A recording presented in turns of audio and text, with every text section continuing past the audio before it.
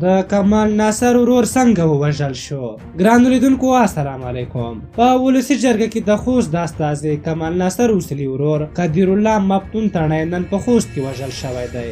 دا پیښه د خوست په ګربز ولسوالۍ کې شوې ده او په سیمه کې یوې سرچینې ویلي چې د قدیر الله مفتون او د ګربزو د ولسوال عبدالحی زازي ترمنځ شخړه وشوه چې په پایله کې قدیر الله ووژل شو او څو تنه ساتونکي ټپیان شول. پیښه د ولسوال عبدالحی زازي د کور څنګ ته شوې او ویل کېږي چې قدیر الله غوښتل چې د عبدالحی زازي په کور حمله وکړي چې په همدې وخت کې د دواړو لورو ترمنځ نښته رامنځته شوې، خو تر اوسه معلومه نه ده چې ولې قدیر الله مفتون غوښتل چې د عبدالحی زازي په کور برید وکړي. د خوست د ګربزو ولسوالۍ یو اوسیدونکی نقیب الله وایي په برید کې د ولسوال یو خپل ټپي شوی دی او په قدیر الله هم د وسلوال عبدالحی زازي د کور ښځو ډزې کړې دي او وژلی دی. تر اوسه د خوست چارواکو د دې پیښې په اړه رسنیو ته څه نه دي ویلي، خو د قدیر الله مفتون ورور پښتونزي اصولي د خپل ورور مرګ منلی او ویلي دی چې جنازه یې نن ماسپښین 4 بجې د خوست ولایت په تڼۍ ولسوالۍ کې ترسره کیږي. قدیر الله مفتون تڼۍ د کمال ناصر اصولي کشر ورور و چې ډیره موده د خوست ولایت د ګربزو ولسوالۍ د امنیه قومندان په توګه کار کړی و.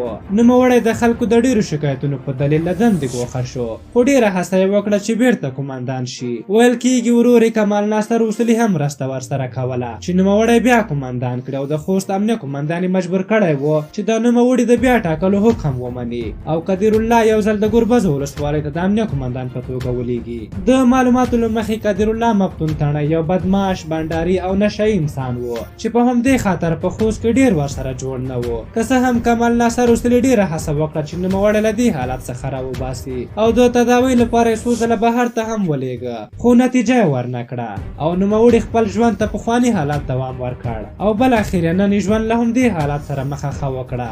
د یادونې وړ ده چې د کمال ناصر اصولي نور نالوستي خلک دي او خپل کمال ناصر اصولي هم یو هیواد دوست انسان ګڼل کیږي او یوازې قدیر الله مفتون پکې متفاوت کس ګڼل کېده. تاسو د دغه پیښې په هکله څه نظر لرئ؟ خپل نظرونه مو راته په کومنټ کې ولیکئ. که زموږ دغه ویډیو مو خوښه شوې وي ضروري لایک کړئ. تر بلې ویډیو مو په لویو بخښونکي خدای سپارم. د الله په امان.